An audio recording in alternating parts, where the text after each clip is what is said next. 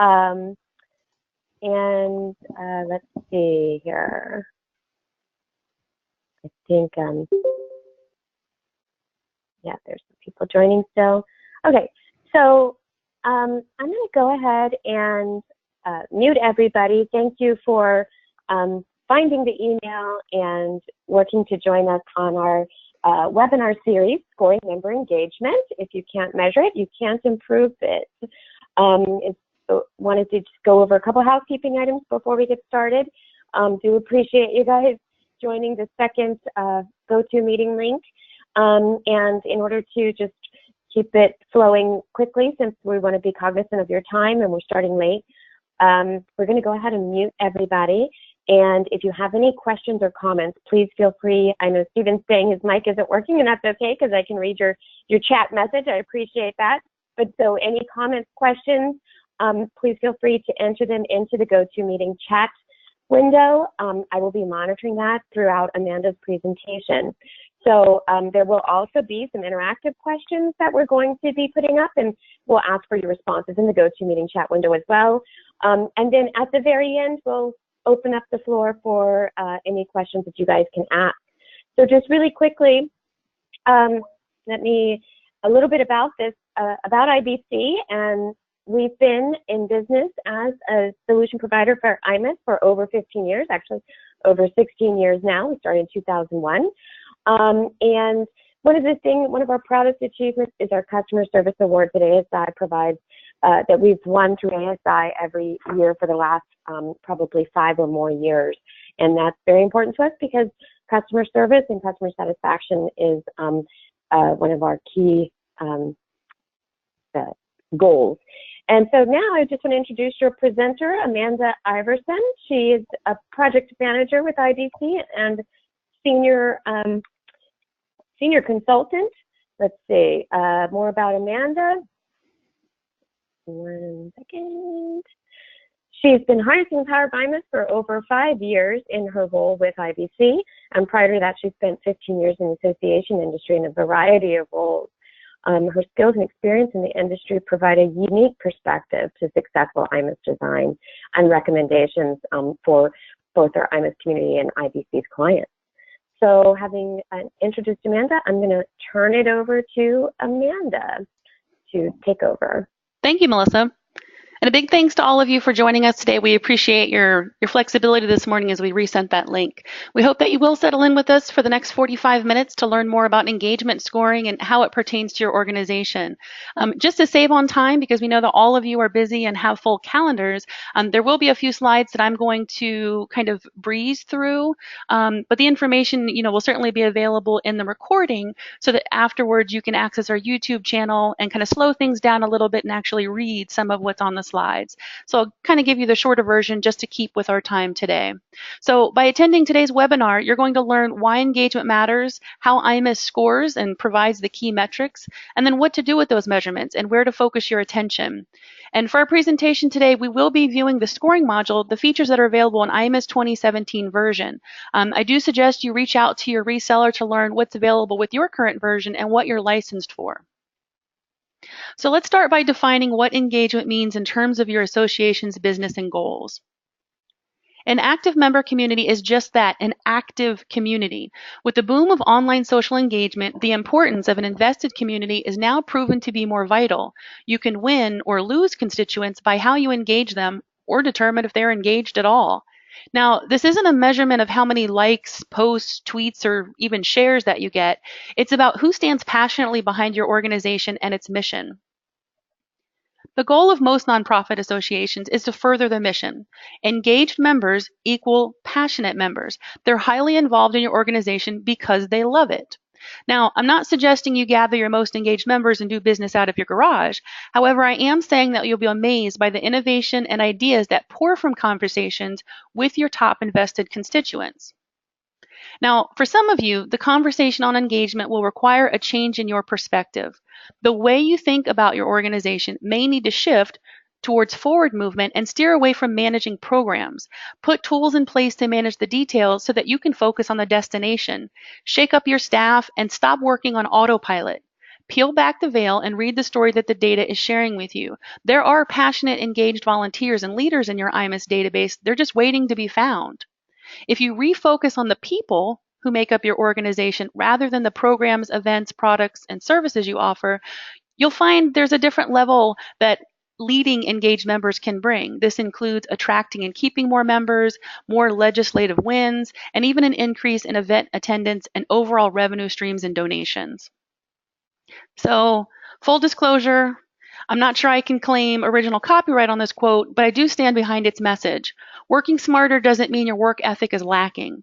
It reflects your ability to take advancements from the world and apply them to your goals. I mean, we're not working with the same tools we had available to us 50 years ago, 10 years, even 2 years ago, especially in the field of technology. I mean, I personally have seen IMS through many facelifts and enhancements, and I'm most proud of the products available to associations today because it helps them to work smarter and not take up so much of their time handling some of the day-to-day tasks. And if you're putting your technology to work, then your staff and volunteers should have more time to focus on your strategic goals and forward movement to reach them. So here's a question we'd like to hear from you guys who are attending. What methods are you currently using to measure engagement? Go ahead and enter your comments in the chat window of the GoToMeeting. And no method is too small. There's no judgment. Any means by which you can determine what matters, to your members and to identify your key supporters is valid, even if it's an Excel spreadsheet or a post-it on your desk. So you guys, I'm monitoring the chat window, and Cheryl is answering they use Excel, so I'm guessing that means they're pulling some numbers and putting them into an Excel spreadsheet with IQAs. Yeah, so they're pulling them together with IQAs and using Excel to create the engagement measurement tools or reports that they're using. Great, excellent. Cheryl. I appreciate the feedback. Yeah. Yeah, thanks for sharing. So now that we've reviewed the importance... Cheryl said she doesn't like that process though. so we're gonna get into some ways to have that process improved a little bit later. So I'll give it back to Amanda. Now that we've reviewed the importance of engagement, let's discuss what to do with it. You won't know what you have until it's measured. For example, if you don't know how many members you're renewing each year, you'll have no gauge on how well or poorly your organization is serving its audience. Analyze the many bits of data already maintained by your IMS database and measure those results against your organization's goals. This is where the magic lies. This comparison will help your organization identify gaps in services and adjust accordingly. And those adjustments will lead into new metrics, which should be regularly reviewed. That way you can improve your reach and expand your engagement over time. So this is normally what that looks like. Let's have a reality check. However, if you do it right, then all of those squiggly, fluid lines represent adjustments your organization has made to meet the needs of your members. It reflects a change in direction after listening to what matters to your audience. This is the whole point of member engagement. As with everything, it starts with a plan. Before you start using the scoring module, you need to get the hard conversations out of the way. Determine who within your organization should have input on which metrics matter most. Hold meetings to discuss and brainstorm ways your organization can measure engagement. And we'll dive deeper into that in a few slides. Once you have a list of what to measure, you need to define the weight or value of those items. Does participating in a committee hold more weight in your organization than, say, purchasing a product? Each association is going to measure these interactions differently. Finally, you'll want to identify how to categorize or group your measured participants. IMS installs with default categories to help point you in the right direction. You have to know where you're going in order to get there. Be specific, be thorough, and have the right people in the room. I suggest creating an outline during this planning process. You can use it as a guide to configure the scoring module, which we'll review in a few slides. A scoring method is defined by a series of metrics to reach an overall score. For example, let's say you wanted to review membership engagement statistics. You might focus on number of years as a member, the type of member services utilized, maybe the number of referrals they've had as a member, or even their committee participation. By quantifying each of these areas with a multiplier, you'll end up with an overall metric by which to measure their membership engagement. And that's why these initial conversations are key. You hash out what speaks to engagement beforehand, and most likely, the data that you want to measure already exists in your IMS database. And if you need more guidance, I've included a quick overview here that you can utilize to help drive those conversations and develop an engagement plan. Now, this is just a helpful outline to keep you on the right path. It's nothing you have to stick to 100%. So our next audience question is, who do you plan to invite? Which roles, departments, or committees do you think should be in that room when you start to discuss engagement and how to measure it and what to measure for your organization? Go ahead and enter your comments in the GoToMeeting chat window to share. So I'm waiting patiently. See if some of our attendees will share their comments as to who they're inviting. Yeah, I love this chick. Cheryl's telling us IT, of course, marketing and communications. Very good. Appreciate that, Cheryl. Stephen, thanks. I don't know what COE, that's continuing education, perhaps, your meetings department, membership and communications. I know, I think his organization does a lot with continuing education, certification. So that's some good stuff, and that does help them with their engagement, course membership. Okay. Oh, CEO. The CEO, yes. People definitely want their sign off. Meetings, referrals. Very good. Marketing. See, that's interesting. A different type of a professional organization. They want to get the referrals department involved. Very, very good. So yeah, that's why we're getting some good answers. Thank you, guys. Great. Sounds like you guys all, understand who to have in those conversations, and I'm glad that you guys are expanding it across different departments and different roles. You're certainly going to get a great perspective that comes back, which is going to lead to better engagement scores. So that's great. So now, we've talked about what engagement is, why it matters. Now we're going to take a bird's eye view of each component that IMS uses to produce those engagement metrics. So, beyond just the overview of engagement, this is going to be the nitty-gritty of what IMS utilizes to produce engagement scores. And then the last part of our presentation today is going to be what to do with that. So this overview displays how all the engagement components, when configured to work together, add up to a major key element in better understanding your organization. So we're going to briefly review each of these areas to learn the role they play for IMS with scoring. And it all starts with a type of relationship. These relationships should be supported by the record types or member types in your IMS database. If you're using the relationship module within IMS, this can serve as another way to determine the type of relationship. You might also want to define relationships as volunteers, speakers, or industry leaders. Just be sure the type of relationship is tracked within your IMS database, maybe a registration class, a demographic field you're capturing, a title, or even an activity that includes their title or level of involvement. Next is the action, event, or transaction. Sting said, every breath you take, every move you make, every bond you break, and every step you take, I'll be watching you. Now, IMS won't come off as this aggressive or exhibit Sting stalker behavior, but I can assure you it will track what matters.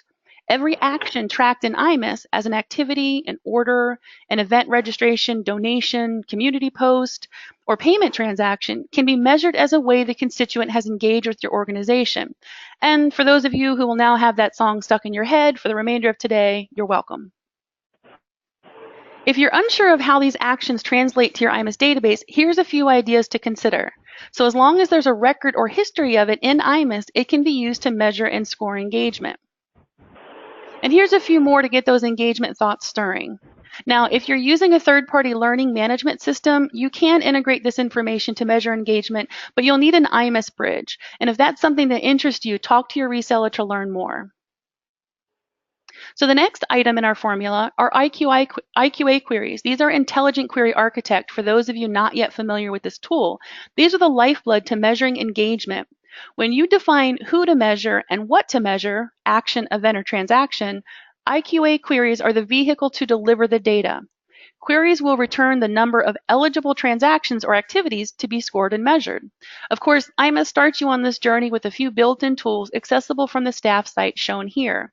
And at the end of this presentation, I'll provide some online video tutorials that you can reference to better understand IQA queries and how to access them. So identifying the who plus the what plus the queries to quantify them support the scoring method that produces the measurement. As shared previously, scoring methods are defined by a series of metrics to reach an overall score. Consider it like this. It's the overall measurement being scored. In layman terms, it's the class for which you're receiving a grade. In English, you earned an A. In math, you earned a B. Within each of those classes, you completed a series of tasks, projects, and tests that made up your overall score. For scoring methods, that would be the class. So English would be our scoring method in this example. Score components are the metrics that make up and produce the overall score that support your scoring method. Continuing our example, these would be the tasks, tests, and projects completed in class. The IQA queries will then drive the individual data to produce a raw score and percentage of engagement. The query results will be calculated as a count or sum, which you define. And here's an example of score components configured for a specific method. This screenshot gives you a visual on how individual queries are calculated to make up an overall scoring method. The score value given to each component is the multiplier, and multipliers are next in our equation. Multipliers are how you define the weight or value of a specific score component. These are the actual score or grade you're defining for a particular interaction. Using our example, this is how a teacher may give more weight of our overall grade to a final project or a final exam over quizzes or assignments. That final exam is sure to count more towards the percentage of our overall grade. Now for an IMS example, maybe you want more value placed on chairing a committee versus being a member of a committee. In this case, you would configure an IQA query that returns committee chairs and configure that with a higher multiplier than an IQA query that returns committee activities where they served as a member role. Once you have scoring configured, the next parts of our equation are related to organizing the data. Categories are how you group those being measured. Now, these are not your Olympians, your gold, silver, and bronze. Categories should reflect how you measure engagement only. Your leaders, contributors, connectors, participants, and your users. These groups are key since one of your organization's goals should be targeted marketing to each of these categories. Displayed here are the default categories and eligibility criteria that IMS installs with to get you started.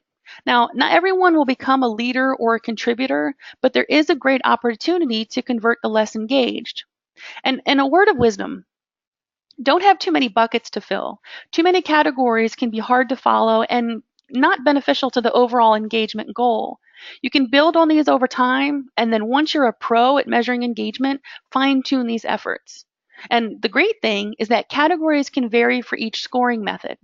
For example, if you wanted to group member types differently to measure specific membership engagement goals, you can configure a totally different set of categories within that scoring method. So you're not stuck to use the same set of categories for every scoring method you create. The final formula in our equation is reporting. Let IMS calculate and crunch the numbers, then spit back out results you can review and compare to organization goals. IMS out of the box includes dashboards, reporting tools, and the Continuum module to help translate scores and measurements into digestible terms. There's canned SSRS reports and IQA queries that help you review overall and individual engagement scores.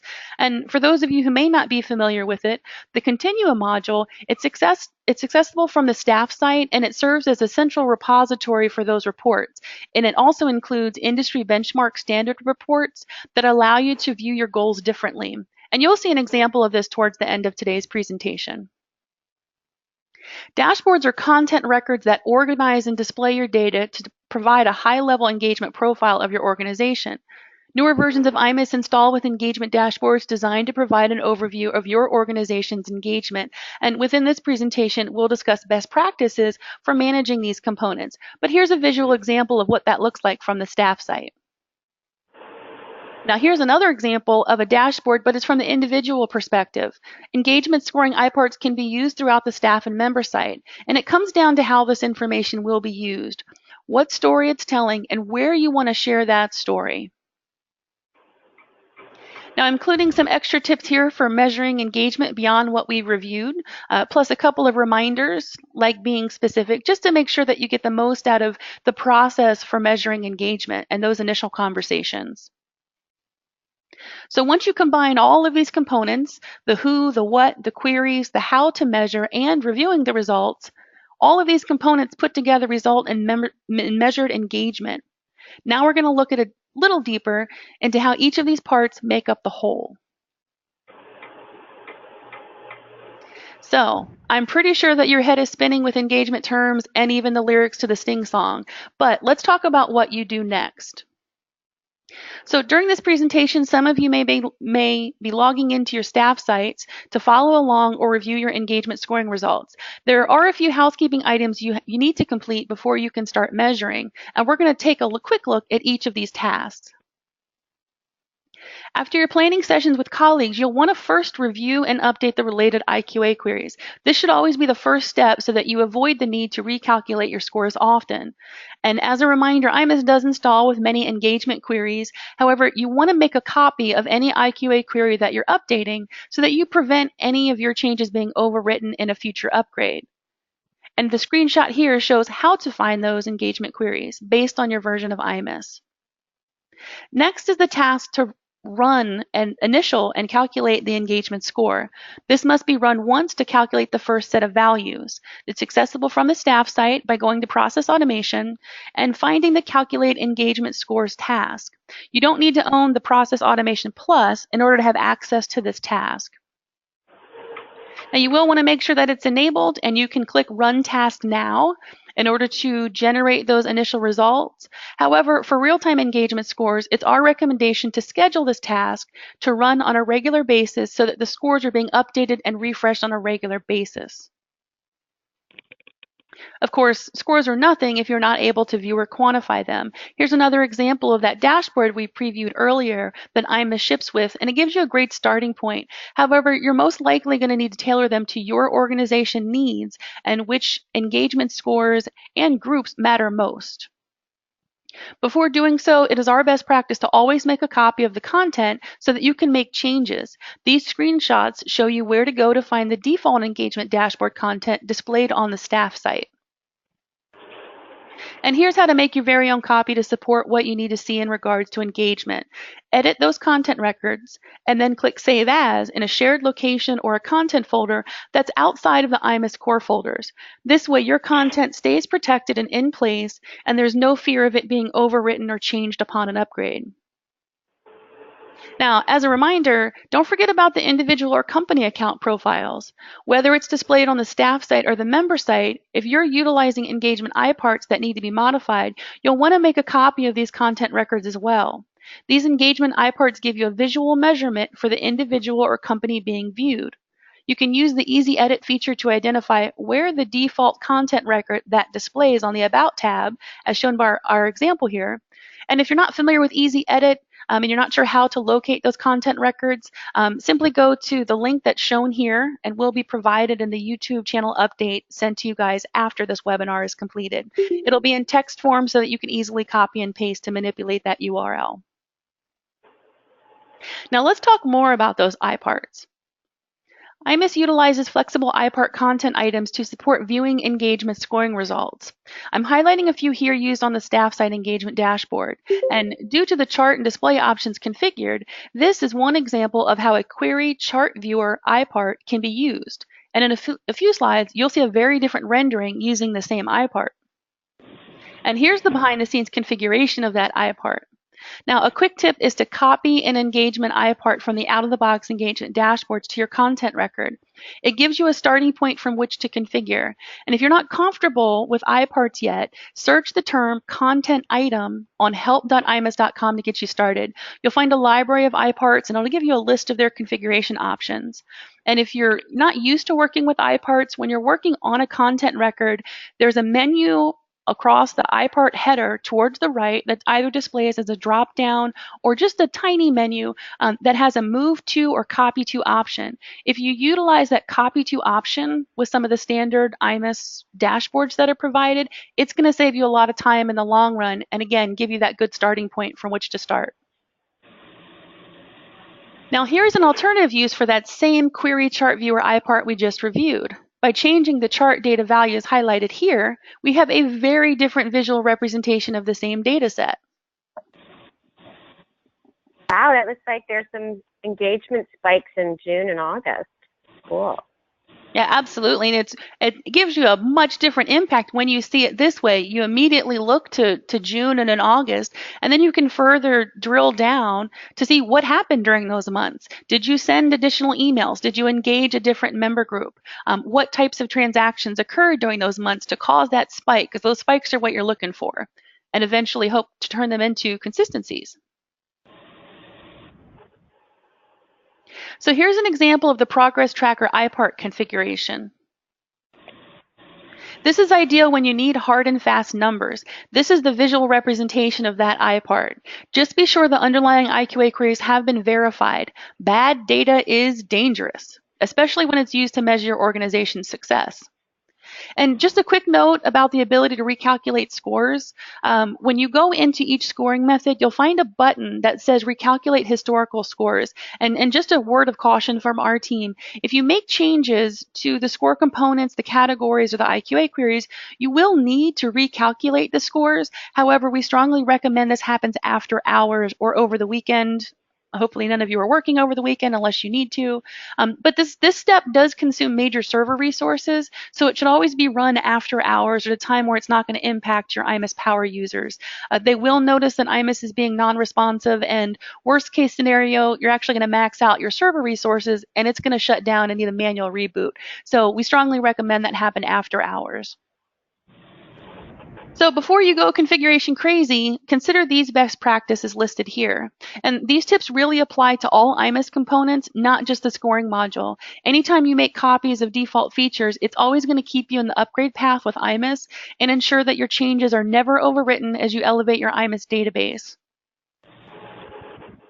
And just briefly, here's a quick reminder of how to identify if you're using Scoring Plus or if you're licensed for scoring, just the scoring module. And if you have any additional questions or if you want to further explore, contact your IMS reseller for more information so that they can tailor the response based on your current IMS version and then what you're licensed for as of today.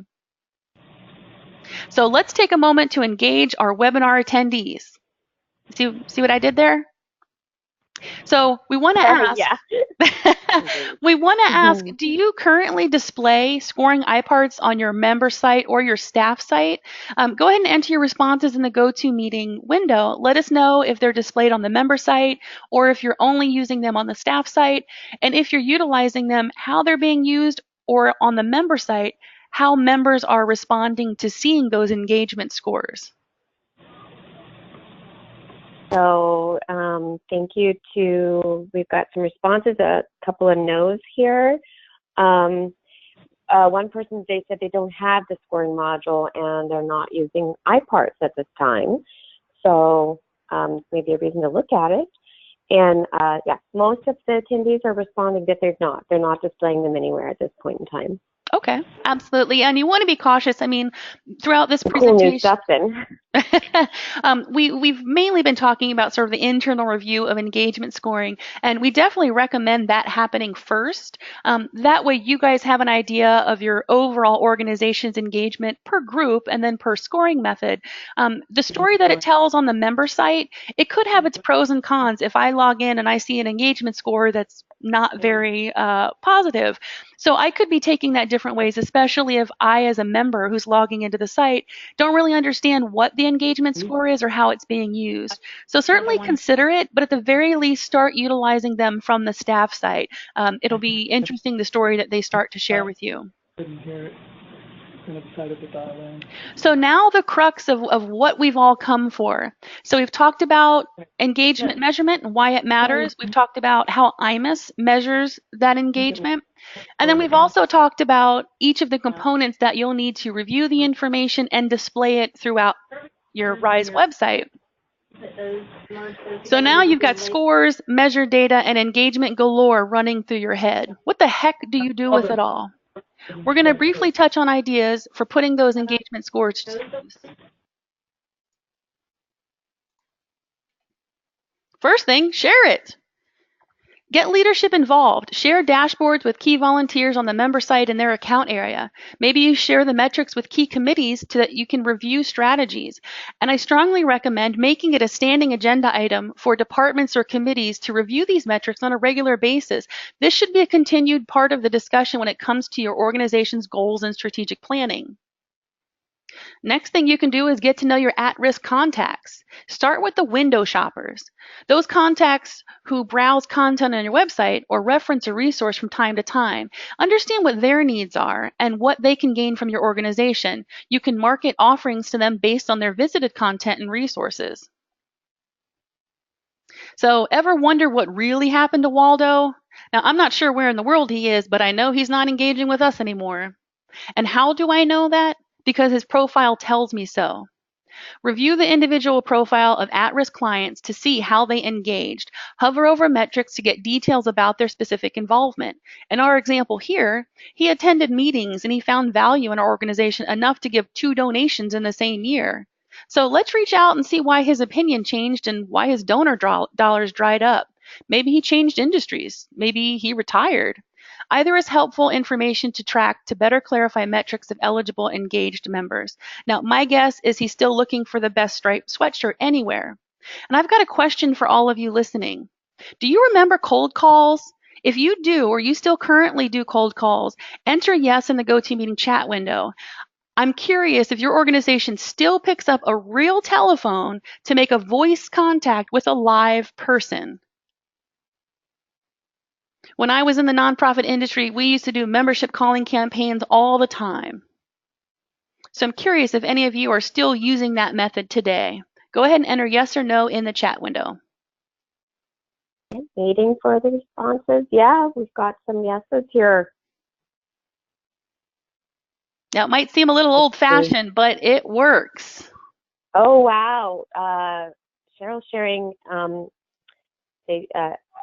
several do and often some have the metrics that they'll do 50 prospects every week. That's part of their metric. Wow. Wow. So yes, yeah, absolutely. People Excellent effort. Still That's cold great. calling. Mm-hmm. So you all get it. You understand the importance of that person-to-person contact. And like I said, some of the teeny boppers might think that that's old-fashioned, but it really does work. So when you have a list of your at-risk contacts, which is easily found from your engagement dashboard, you can begin picking up the phone, asking them questions, and engaging them in a personal way to better understand what they're not getting from your organization. Now let's talk about your passive category constituents. So these are the folks who engage the least, and they are reflected in your 2 to 3 groups with the lowest engagement scores. Now, these folks are not fully engaged or invested in your organization's mission, but they are ripe with potential to further engage and introduce revenue-generating opportunities. So you already have the groups identified. You have easy access to the list of those groups so that you can target them either by phone calls, emails, or mailed messages. You can put on that marketing hat and expand your reach to those who might need a little bit more motivation. And if you have Process Automation Plus, you can pair the engagement scores with alerts to display dynamic information to better call their attention when they're logged on to the member website. Another idea maybe is to pair your passively engaged members with the leaders or the contributors. Provide them with a mentor to further engage their passion within your organization and its mission. Now, each of these ideas reflect ideal pre-planning. So while you're reading through some of these tips, just consider if non-members or students are important to your organization's mission and overall goals. If you've got a pretty good handle on engaging your current audience, then you guys might want to focus on non-members. Or if students or young professionals are key to your organization, then they need to be considered as part of the scoring method or categories. That way you can actually identify your non-members and review how they're currently engaging with your organization. And there's value in working smarter, so IMS scoring does the hard work for you. Take time to look at your top supporters. You may already be familiar with the names that appear, however, a few might surprise you. Even the number of leaders may cause you to gasp. That could be an excitement over the pool of passionate members, or maybe the surprise of how shallow your organization's reach. Nonetheless, it's important to take time to look at your top supporters. Recognize them throughout your organization and thank them for their continued support. Offer special volunteer positions to those most invested in your organization. Now, this list of top supporters is the place to start when you need a volunteer to lead a new program, maybe head up a committee or a new initiative. These individuals or companies should become part of your organization's brain trust. Invite them to moderate town halls or even lead advocacy efforts. Now, here's a cool tip for you. Engagement measuring does include the ability to dynamically change metrics. As you see from the screen here, if I unclick number of donations within this content record, her score is going to automatically change. So if somebody asks me questions on the fly, or if I happen to be on the phone with Mrs. Johnson and I need to get a better understanding of, if she no longer pays her donation dollars to our organization but sends them elsewhere, then I can better understand what does interest her. Where is she engaging with our organization once I take this out of the equation? Now, this doesn't save to her record and won't impact the overall score. It's more as a term for on the fly or in the moment reporting. Next, survey your engagement groups.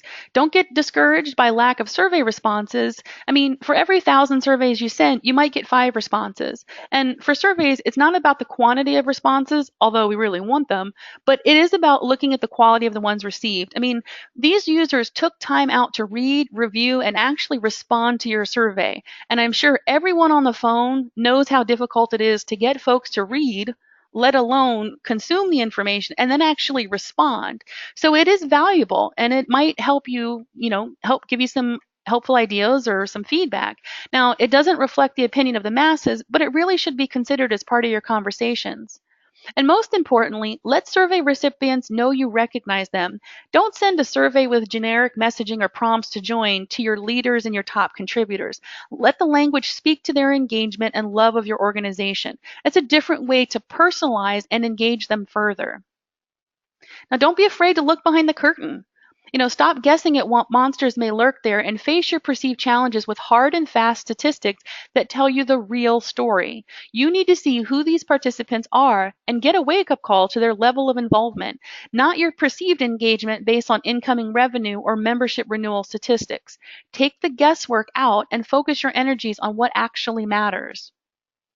Now, here's that slide with information about Continuum reporting tools.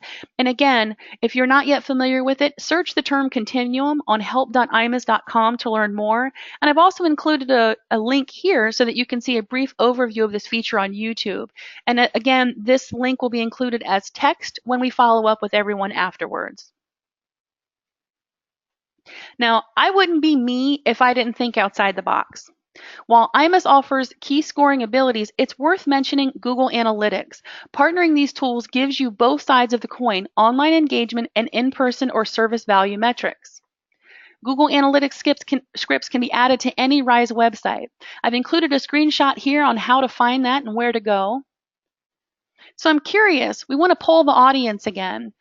Are you currently using Google Analytics on any of your RISE websites? Go ahead and enter yes or no in the go-to meeting window to share. All right. I think some of our attendees are using Google Analytics on their site. Got one answer. I'm not sure if anyone else knows if they are. Probably. We think we are, probably. Well, that's at least a good place to start.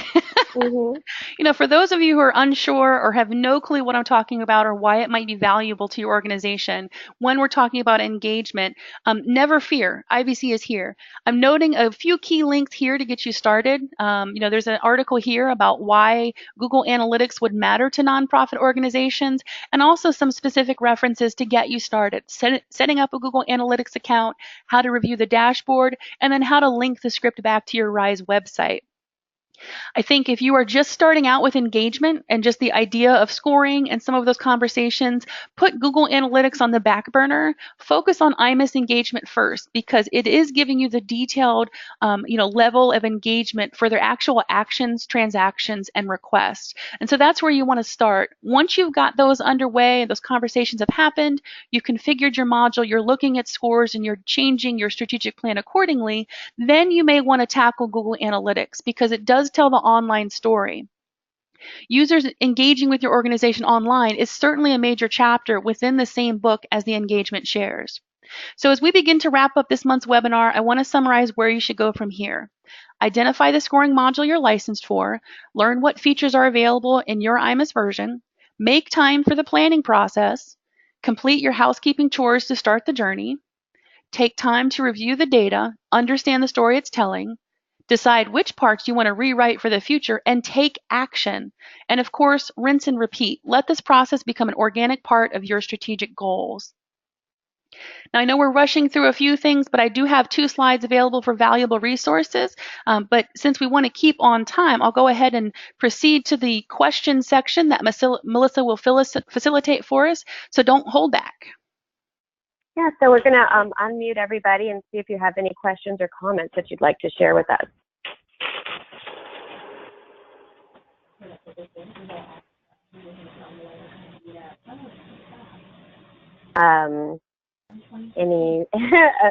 So I'm not hearing anything. I think a lot of information for everyone to digest.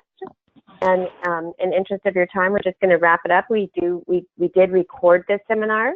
I may have started it 2 slides in, which was just our introduction slide. So we will send that to everybody who attended today. And I just wanted to remind you guys, if you want to meet Amanda in person, she's going to be doing a session at the NIAG Discovery Conference this October, which is going to be at the Crystal Gateway Marriott in Arlington. And we really hope to see you there. If you don't catch her around the conference, you can come out at break to the IBC booth, and she'll be there. So you can meet our consultants in person. And then just a little bit of information about what IBC does in the reseller community for our IMS clients, and let us know if there's anything we can help you with. So thank you very much for your time today. And I'll see some of you guys at NIAG. Thanks again, and apologize for the technical difficulties in the beginning. Thank you. Bye-bye.